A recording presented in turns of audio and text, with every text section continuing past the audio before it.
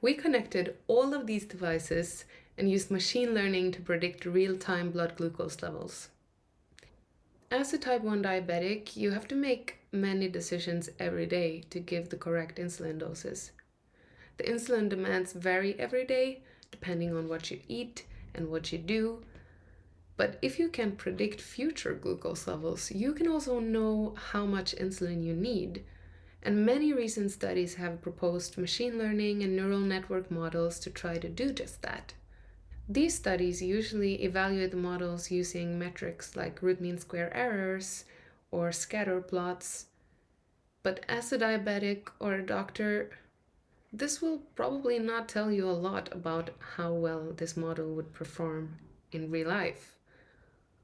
So we developed a software development kit that connects several hardware components so that we could use the data from them to predict blood glucose without requiring manual inputs from the users. To test our software development kit, we built a proof of concept smartphone application on top of it. So here is a demo where a person is connected to the application, adding carbohydrates and insulin to their insulin pump, and we observe that the app is updating the real-time predictions based on that. And because the application is connected to several sensors, these predictions would vary depending on those measurements as well.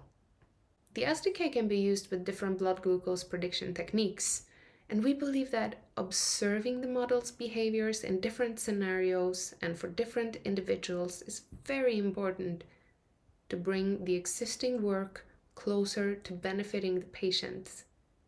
And our future research will focus on exactly that.